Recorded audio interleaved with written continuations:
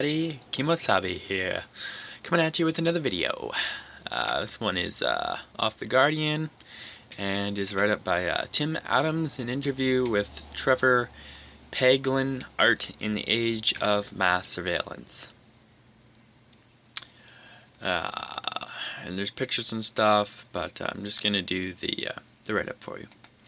So the artist tells how his work provides a map of the digital world's hidden landscapes and forbidden places. Yeah, why not? I'll show you the picture. So, Trevor Paglen describes himself as a landscape artist, but he is no John Constable. The landscapes Paglen frames extend to the bottom of the ocean and beyond the blurred edges of the Earth's atmosphere. For the last 2 decades, the artist's cheerful, fervent man of 43 has been on a mission to photograph the unseen political geographically of our times. His art tries to capture places that are not on any map, the secret air bases and offshore prisons from which the war on terror has been fought, as well as the networks of data collection and surveillance that now shape our democracies, the cable, spy satellites, and artificial intelligence of the digital world. There's a little abstract about this effort. Paglen has spent a good deal of his artistic career camped out in deserts with only suspicious drones for company. His special astrotelescopic lenses trained on the heavens or distant military bases. For me, seeing the drone in the 21st century is a little bit like Turner's seeing the train in the 19th century. He trained as a scuba diver to get 100 feet beneath the waves in the search of the cables carrying all human knowledge. He recognizes few limits to his art. In April, he will launch his own satellite, and with it the world's first space sculpture, a man-made star that should be visible from most places on the Earth for a few months, as bright as one of the stars in the Big Dipper. I meet Paglen in Berlin in a pre-war studio apartment, which is in his home and the center of his operations. We sit in a high-ceilinged room among banks of computer screens and bookcases of art monographs. 2 of his assistants, Daniel and Eric, are at work on an artificial intelligence project. Paglen is mostly either here directing that and 5 other projects with them, or on airplanes, trying to figure out how to pay the rent. In the week that we met, that latter process has become a little easier, as he is named one of this year's recipients of the MacArthur Genius Grant, which is a stipend of $625,000 or 470,000 euros over 5 years. Paglen likes to joke that the area apartment itself is probably one of the most surveilled places in Western Europe. It was formerly home to the documentary Marco Proteas, Paglen's friend, who was instrumental in helping CIA whistleblower Edward Snowden go public about this staggering level of state-sponsored monitoring. Paglen's footage of National Security Agency bases was included in Citizen 4, Proteas Academy Award-winning documentary about Snowden.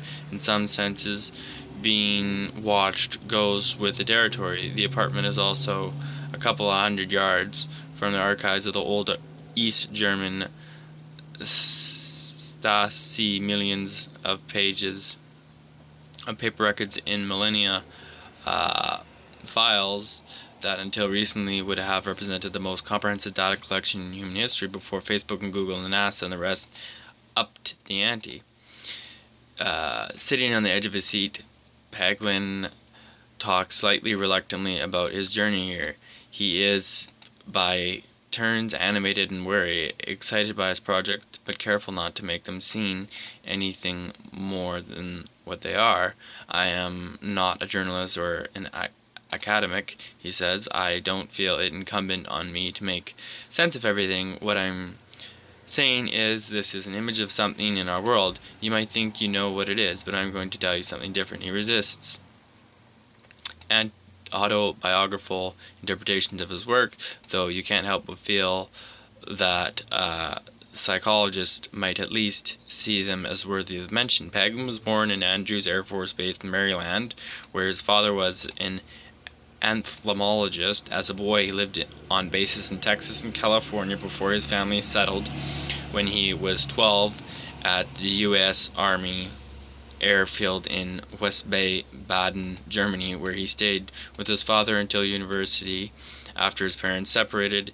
His first experience of the ways in which politics can shape geography was in this divided country. He had not long started school here when the wall came down. Paglen's academic career, too, looks in retrospect like a perfect primer for his artistic practice. He studied the philosophy of religion, then fine art, then did a PhD in geography, looking at the ways humans shape the surface of the earth and how that in turn shapes us. He also drifted a little, played unhinged bass in a punk band called Noisegate, and was into Californian surf culture. Paglen first became interested in hidden places while studying at Berkeley, with a project he did on an architecture of the American prison system during the years in which mass incarceration became America's unspoken political philosophy. A form of revenge against the civil rights movement, he says now. He photographs the enormous prisons out in the Californian desert and came to think of them as places that were both inside and outside American society. After 9/11, when it became clear that the U.S. was setting up secret prisons around the world, the most visible symbol of which was Guantanamo Bay, he started to see a renaissance between his project and the war on terror. That set him thinking about the history of secret places. In 2003, he made the first of many camping trips to the blueprint of all these off-grid locations. Area 51, the highly classified Air Force base in Nevada, pitching up on a snow-topped Tikaboo Peak to see what he could see. That started him on his artistic odyssey into the world of rendition and drones and extra-judicial spaces. Here's a prototype. I think this could be the star or something.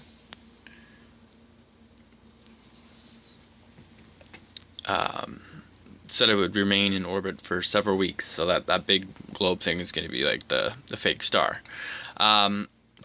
Continuing on. I think a lot of that work was animated by a kind of anger, he says, but also equally by curiosity. What did these places look like? When the Snowden files were released, he homed in on the fact that nearly all the documents were about infrastructure, and they gave addresses. He did a lot of work pinpointing the key underground and undersea junctions of cabling, where much of the listening took place, in photographing them, just trying to learn how to see the landscape of the internet as it were, he says.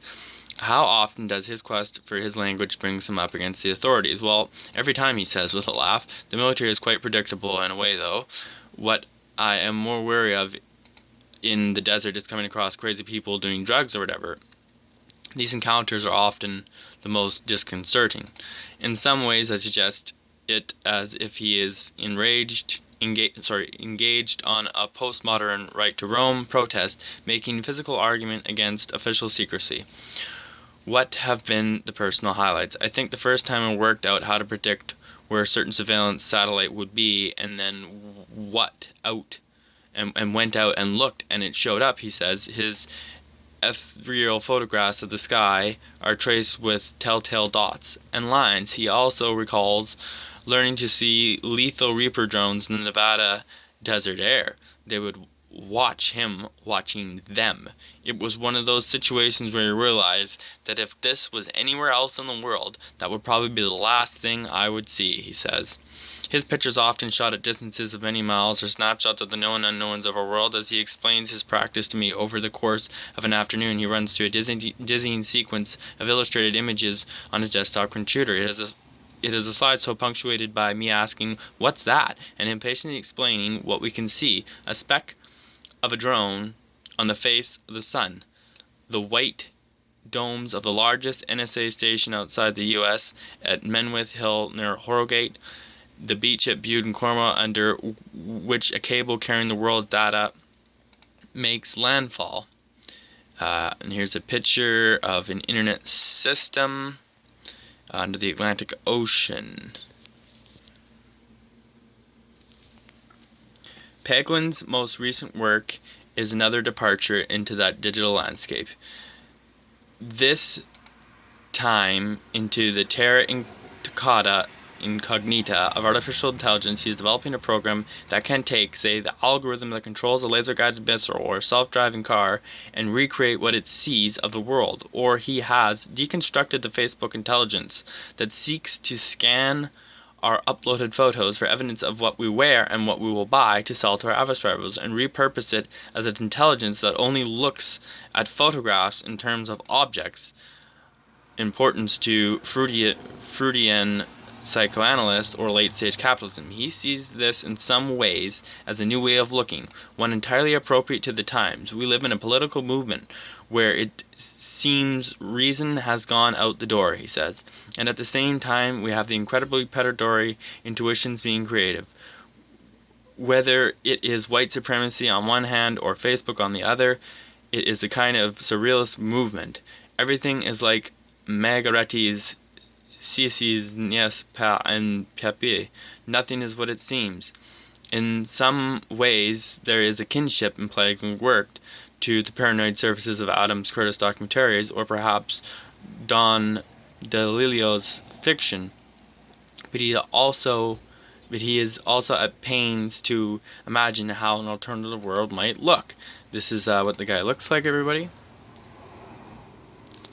A recent installation, Autonomy Cube, saw him demonstrate an internet with the opposite business model, one that would still give you access to all the world's information but would preserve anonymity and not collect your data. He is also looking at ways in which art might take that utopian principle into space. In this sense, the forthcoming satellite project, what he calls the orbital reflector, is a kind of antidote to all he photographs. He will be followed in June by a major retrospective of Paglen's work at the Smithsonian Museum in Washington, D.C. The plan, a decade in the making, is to launch the first ever satellite that has no military value, no scientific value, no commercial value, only anesthetic value, a satellite that is the opposite of what we have come to expect. Not something that observes our every move, but something that we can gaze up at in the old-fashioned wonder, a little diamond in the sky. The project is being sponsored fittingly by Nevada Museum of Art. The sculpture will piggyback off a SpaceX rocket before being ejected. Once in low orbit, a simple mechanism is designed to open up an inflatable malar structure about 1,000 feet long and 6 feet high, with highly reflective planes, which he insists will be visible to the naked eye as a twinkle in the night sky. And what does he want people to think when in April hopefully they gaze up at it? I just hope people enjoy it, he says. There's no message behind it, apart from the idea that maybe there are sometimes different ways of thinking about the world. Have a good one, everybody. Consider sharing, commenting, and maybe even subscribing. Have a good one, everybody.